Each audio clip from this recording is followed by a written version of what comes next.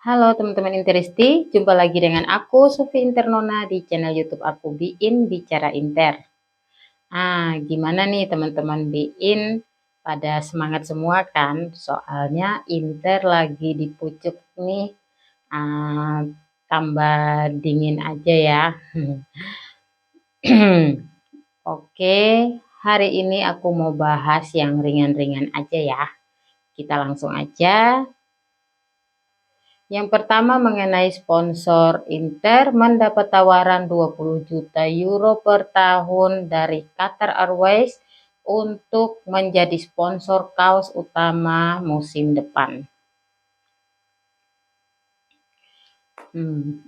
Klub saat ini sedang menunggu tawaran yang lebih baik lagi untuk tersedia.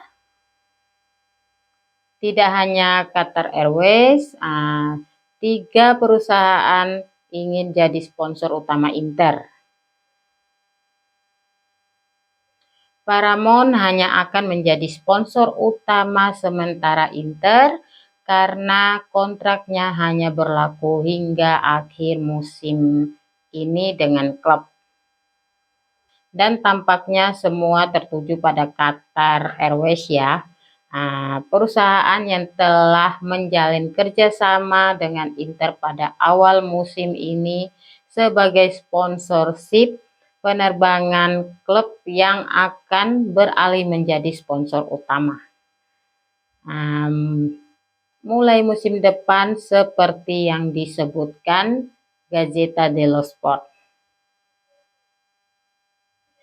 Paramount hanya memberikan suntikan dana kerjasama senilai 11,5 juta euro untuk menjadi sponsor utama 2023-2024.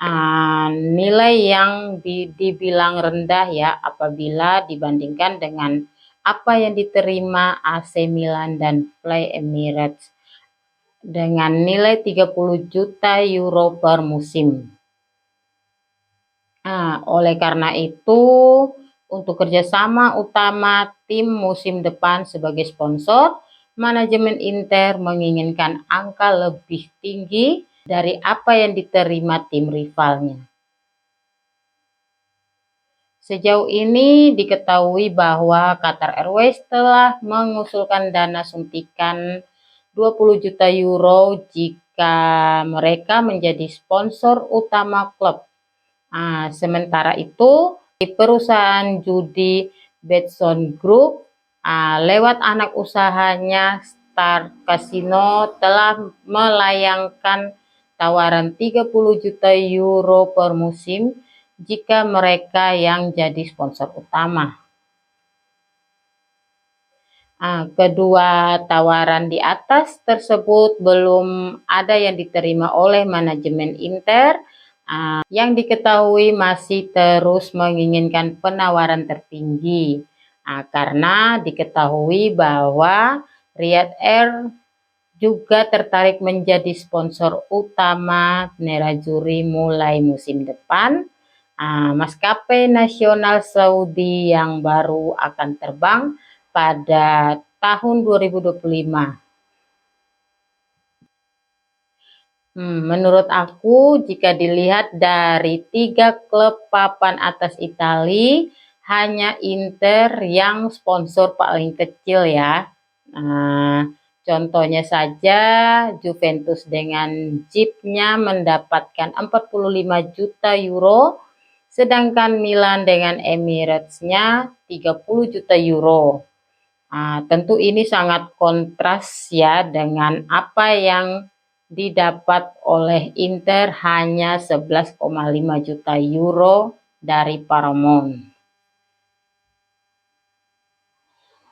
Dengan performa Inter 3 musim ini, mudah-mudahan banyak sponsor yang mau memberikan budget yang besar ya. Apalagi Inter musim ini berpeluang memenangkan Scudetto dan dapat melangkah jauh di Liga Champions. Tentu ini sangat memudahkan Inter mendapatkan sponsor dana besar dikarenakan prestasi yang didapat.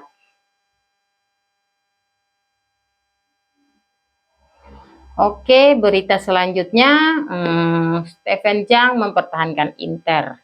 Setidaknya hingga Piala Dunia yang akan mendatangkan uang dan gengsi, memperpanjang pinjaman selama 2 tahun dan dengan bunga yang lebih tinggi, namun berkelanjutan.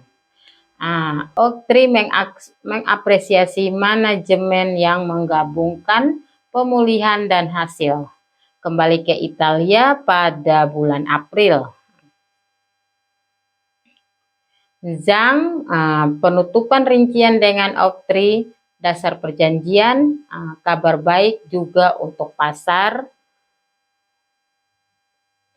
Steven Zhang dan Oak Tree mencapai kesepakatan untuk memindahkan jatuh tempo pinjaman yang diberikan oleh Dana Amerika dari Mei 2024 ke tanggal yang baru.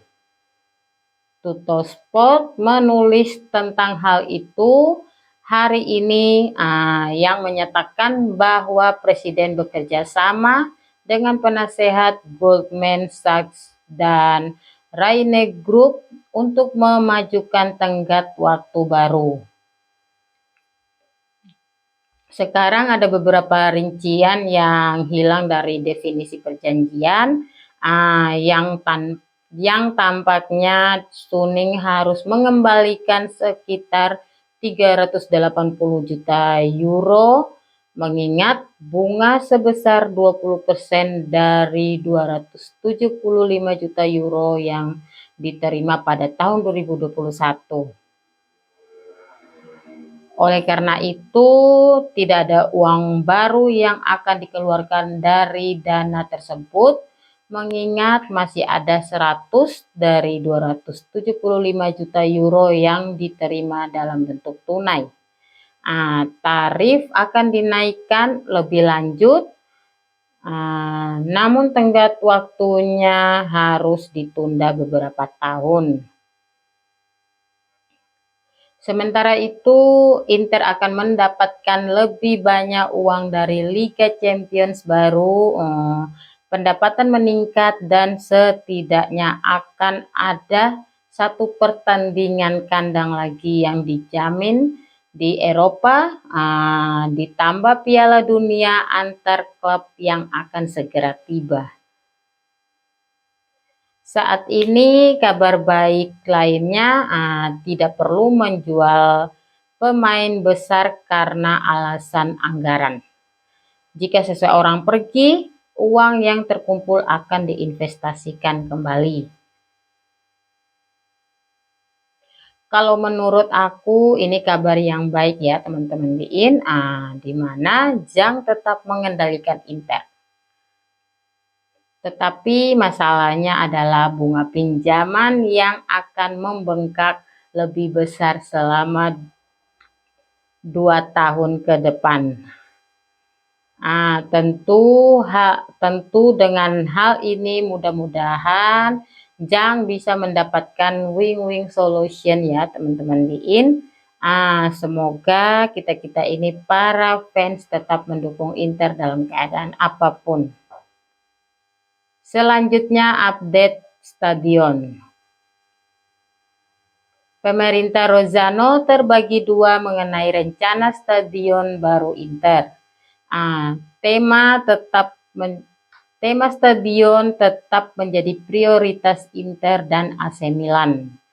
Dalam pertemuan hari Kamis antara Wali Kota BP Sala, CEO Nerazzurri Alessandro Antonello, dan Presiden Rossoneri Paolo Scaroni, ada pembicaraan tentang San Siro.